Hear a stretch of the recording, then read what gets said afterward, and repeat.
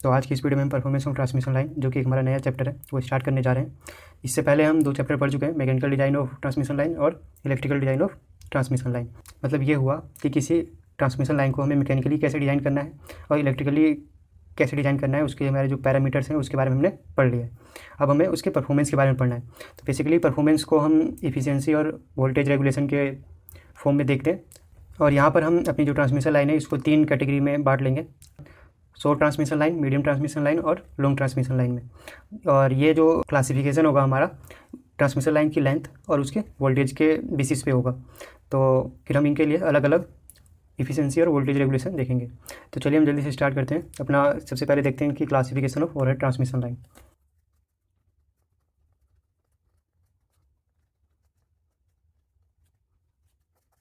यहाँ पर हम सबसे पहले शॉर्ट ट्रांसमिशन लाइन के बारे में देखते हैं। अगर मैं इसकी लेंथ की बात करूं और वोल्टेज की, तो इसमें हमारा जो लेंथ होता है ये एक्चुअली अलग अलग बुक में डिफरेंट दिया हुआ है, लेकिन अगर आप ऑब्जेक्टिव पॉइंट ऑफ व्यू से देखें तो मैक्सिमम बुक में आपको 0 to 80 किलोमीटर मिलेगा शॉर्ट ट्रांसमिशन लाइन के लिए। और वोल्टेज जो है आपको इसमें 0 से 20 kV। इसके बाद हमारा जो मीडियम ट्रांसमिशन लाइन है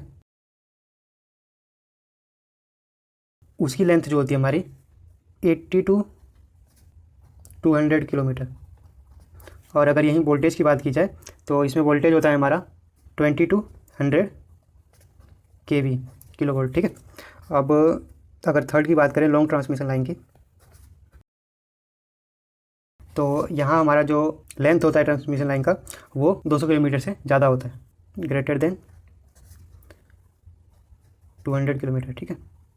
और अगर मैं वोल्टेज की बात करूँ यहाँ पर तो above 100 kV means greater than 100 kV।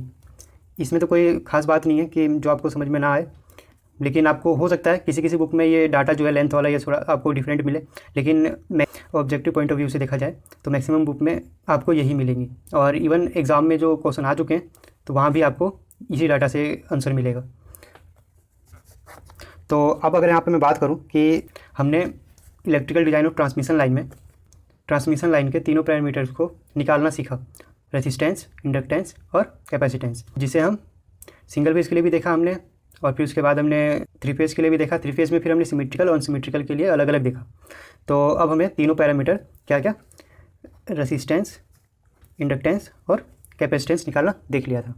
तो यहाँ पर होता क्या है कि जो हमारा इनका डिस्ट्रीब्यूशन होता है ना ट्रांसमिशन लाइन के अक्रॉस में, वो 2 तरह से होता है। मींस हम इनके लिए जब इन तीनों के लिए जब कैलकुलेशन करेंगे तो इनका जो डिस्ट्रीब्यूशन है आर एल एंड सी का, वो हम 2 तरह में देखेंगे। किस में एक तो हम लेते हैं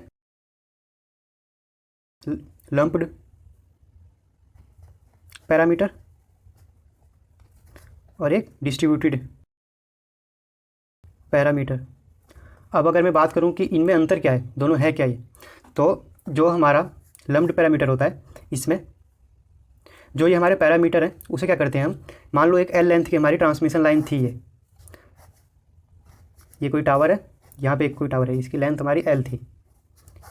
तो जब हम जहाँ पर हम लंप्ड पैरामीटर्स यूज करेंगे तो वहाँ पर हम इसके किसी एक यूनिट लेंथ के लिए इन तीनों पैरामीटर्स को निकाल लेंगे हम। ठीक है। यूनिट लेंथ के लिए हम इसके सारे पैरामीटर्स को कैलकुलेट कर लेंगे, उसके अकॉर्डिंग हम पूरी एल लेंथ के लिए निकाल लेंगे। ठीक है। मतलब पूरी ट्रांसमिशन लाइन की लेंथ के लिए निकाल लेंगे। लेकिन अगर हम यहीं डिस्ट्रीब्यूटेड पैरामीटर की बात करें तो यहाँ पर क्या होता है कि हम डिफरेंट लेंथ के लिए, मतलब यहाँ पर मान लो ऐसे कुछ ट्रांसमिशन लाइन गई हुई है, मैं टावर, सपोज ये टावर बना रहा हूँ मैं। ठीक है। तो अब ये यहाँ पर क्या करते हैं, इसको R L and C means resistance, inductance और कंडक्टेंस को हम अलग अलग लेंथ के लिए अलग अलग निकाल के सम अप कर देते हैं। ठीक है। मीन्स कुछ इस तरह से होगा कि मान लो इतनी सी लेंथ के लिए हमने रेजिस्टेंस निकाल लिया, फिर इधर हमने उसका इंडक्टेंस निकाल लिया, फिर इसके लेंथ के लिए यहाँ पर निकाला हमने रेजिस्टेंस, इंडक्टेंस, फिर नेक्स्ट लेंथ के लिए यहाँ से यहाँ तक के लिए, इसी तरह हमारा चलता रहेगा। ठीक है। और सबको फाइनली हम जोड़ लेंगे। ये तो हमारा डिस्ट्रीब्यूटेड पैरामीटर। और लंप्ड पैरामीटर में हमने क्या किया था, एक यूनिट लेंथ के लिए निकाल लिया और उसी के हिसाब से हम पूरे लेंथ के लिए निकाल लेते हैं। और लम्प्ड पैरामीटर में हमने क्या मान रखा है कि जो हमारे पैरामीटर है ना पूरी लेंथ के अक्रॉस में, मीन्स ट्रांसमिशन लाइन की पूरी लेंथ के अक्रॉस में यूनिफॉर्मली डिस्ट्रीब्यूटेड है। लेकिन यहाँ पर जब हम डिस्ट्रीब्यूटेड पैरामीटर की बात करते हैं तो यहाँ पर हम ये मान के चलते हैं कि जो ये पैरामीटर हैं अलग अलग लेंथ के अलग अलग आएंगे, और हमें डिस्ट्रीब्यूटेड पैरामीटर की जरूरत क्यों पड़ी?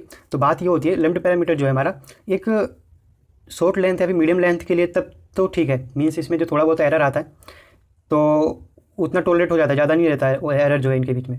मीन्स जो उसकी ट्रू वैल्यू होगी और मीन्स आर एल एंड सी की जो ट्रू वैल्यू होगी पूरी एल लेंथ के लिए उसमें, और जो हमारी मेजर्ड हम इस लम्प्ड पैरामीटर की हेल्प से करते हैं उसमें ज़्यादा अंतर नहीं रहता। लेकिन जब हम वहीं पर लॉन्ग ट्रांसमिशन लाइन की बात करते हैं तो वहाँ पर हमें एक मेजर एरर देखने को मिलता है। मीन्स जो उसकी ट्रू वैल्यू है आर एल एंड सी की और जो हमने मेज़र की लम्प्ड पैरामीटर की का यूज करके लॉन्ग ट्रांसमिशन लाइन में, वहाँ पर हमें एक मेजर एरर देखने को मिलता है।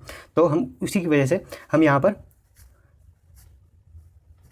डिस्ट्रीब्यूटेड पैरामीटर का यूज करते हैं। ठीक है, अब इसमें हमारा सी भी होगा तो ठीक है। अब अगर मैं इसके बारे में थोड़ा सा लिख दूँ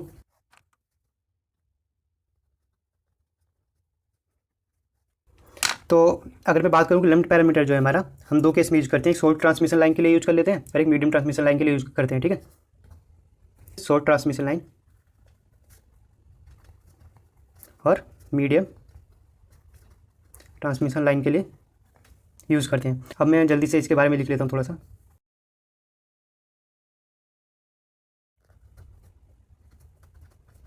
तो जो मैंने आपको बताया वही लिखा है बेसिकली कि we find only parameter for a small unit length and then accordingly we find the parameter for whole length of transmission line. तो ये हो गया लम्प्ड पैरामीटर के बारे में। अब अगर मैं यहीं डिस्ट्रीब्यूटेड पैरामीटर के बारे में लिख लूँ ऐसे ही तो डिस्ट्रीब्यूटेड पैरामीटर जो है हमारा लॉन्ग ट्रांसमिशन लाइन में यूज होता है और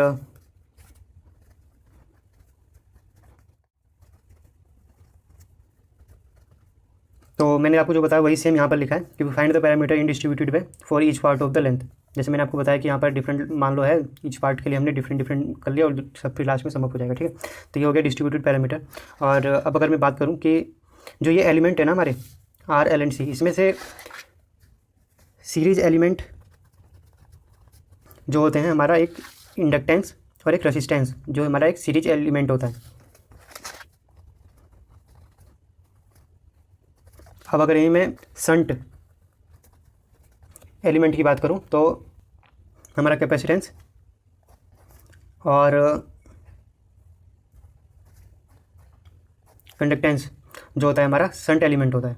ठीक है, तो इससे क्या मतलब था मेरा कि मान लो हम ट्रांसमिशन लाइन का इक्विवेलेंट डायग्राम बना रहे हैं तो वहाँ पर जो रेजिस्टेंस और इंडक्टेंस है वो हमारा एक सीरीज एलिमेंट होगा और जो हमारा कैपेसिटेंस होगा वो हमारा एक शंट एलिमेंट होगा। उसी तरह हमारा एक कंडक्टेंस। अब इससे मतलब क्या है कंडक्टेंस है, जैसा कि आपको याद हो तो जब मैं आपको mechanical design of transmission line में जब मैं पिन टाइप इंसुलेटर में बता रहा था आपको फ्लैश ओवर वोल्टेज के बारे में, तो कुछ इस तरह से बताया था मैंने।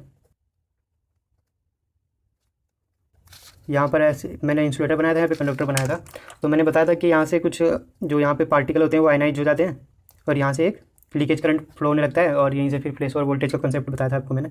तो ये जो हो रहा है ना करंट फ्लो, इसकी वजह से जो कंडक्टेंस होगा उसकी बात हो रही है यहाँ पर। ये भी हमारा एक शंट एलिमेंट होता है, लेकिन ये बहुत माइनर होता है, बहुत कम होता है, इसलिए हम इसे नेगलेक्ट कर देते हैं, यूज नहीं करते। ठीक है, तो ये हो गया हमारी बेसिक का इंट्रोडक्शन हो गया परफॉर्मेंस ऑफ ट्रांसमिशन लाइन का।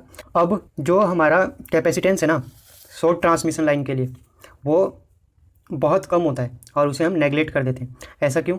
तो हम जानते हैं कि अगर मान लो एक कोई ट्रांसमिशन लाइन है, ठीक है, इसमें आई करंट की बात करूँ मैं, सॉरी, इसमें हमारा एक वोल्टेज अप्लाई हो रखा है इधर से वी एस और यहाँ पर हम अपना वी आर वोल्टेज रिसीव कर रहे हैं। ठीक है, अब कैपेसिटेंस क्या होता है, इनके बीच में दो कंडक्टर हैं, पैरेलल कंडक्टर है, इनके बीच में एक कैपेसिटेंस फॉर्म हो जाता है जिसकी वजह से इसके बीच में लीकेज करंट पास होता है जिसे मान लो आई सी बोल रहे हैं। ठीक है, अब ये होता क्यों है बेसिकली कि इस कंडक्टर में मान लो इसे मैं कंडक्टर ए बोलता हूँ और इसे कंडक्टर बी बोलता हूँ, इसके बीच में अगर मान लो थोड़ा भी पोटेंशियल डिफरेंस होगा ना, इनके बीच में जो इसका पोटेंशियल है और इसका पोटेंशियल है, इसके बीच में पोटेंशियल डिफरेंस होगा, मीन्स इंस्टेंटेनियस वैल्यू जो होगी इसके वोल्टेज की कंडक्टर ए में और इसके कंडक्टर बी में जो इंस्टेंटेनियस वैल्यू होगी वोल्टेज की, तो उसमें तो ऑब्वियस सी बात है कहीं ना कहीं वोल्टेज डिफरेंस हमारा रहेगा ही रहेगा, मीन्स पोटेंशियल डिफरेंस रहेगा।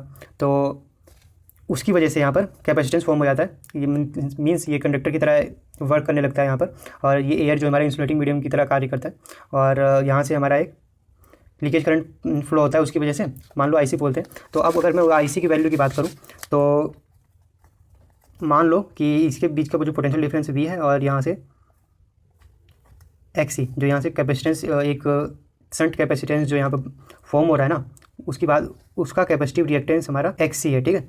अब हम जानते हैं कि एक्सी की वैल्यू जो होती है हमारी 1/ओमेगा सी। अब अगर मैं इसे ऐसे लिख सकता हूँ, ये 1/ओमेगा सी लिखूँगा तो ये ऊपर चला जाएगा ओमेगा सी, ठीक है।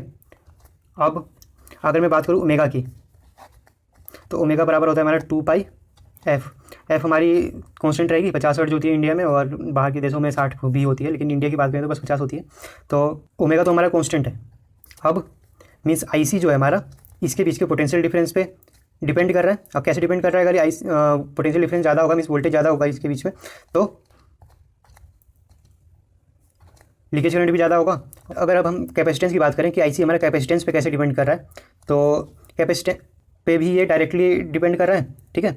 मीन्स अगर कैपेसिटेंस ज़्यादा होगा इनके बीच में तो हमारा लीकेज करंट भी ज़्यादा होगा। अब कैपेसिटेंस का अगर हम फॉर्मूले की बात करें तो एक फॉर्मूला हमने कैपेसिटेंस का पढ़ रखा है, एप्सिलॉन नॉट A/D। अब अगर हम देखें कि अगर हम इस ट्रांसमिशन लाइन की लेंथ को बढ़ा दें, क्या ए इंक्रीज हो जाएगा? मीन्स मेरे कहने का मतलब क्या है कि मान लो ये 2 कंडक्टर थे ट्रांसमिशन लाइन में, ठीक है, पहले। अब अगर ये मान लो एल लेंथ थी इसकी, अब अगर मैं कह रहा हूँ मान लो इसे हमने एल डैश तक कर दिया, तो क्या इसका एरिया नहीं इंक्रीज हो जाएगा? इफेक्टिव एरिया इंक्रीज हो जाएगा इसका, तो उसकी वजह से कैपेसिटेंस की वैल्यू भी इंक्रीज हो रही है। मीन्स ये कैपेसिटेंस जो है हमारा इसकी ट्रांसमिशन लाइन की लेंथ पे डायरेक्टली डिपेंड है, मीन्स डायरेक्टली प्रोपोर्शनल है इसकी। तो हमने क्या देखा है, वोल्टेज पे लीकेज करंट ज़्यादा डिपेंड कर रहा है और लेंथ पे कर रहा है। तो यहाँ पर हम देखते हैं कि 100 ट्रांसमिशन लाइन में हमारी लेंथ भी कम है और वोल्टेज भी कम है, तो इसकी वजह से लीकेज करंट मीन्स ये भी कम होगा, और कैपेसिटेंस जो होगा वो भी बहुत कम होगा। तो इसकी वजह से यहाँ पर हम नेगलेक्ट कर देते हैं कैपेसिटेंस को।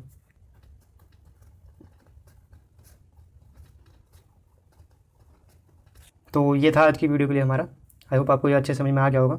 अगर वीडियो चाहिए तो लाइक एंड सब्सक्राइब जरूर करें। Thank you.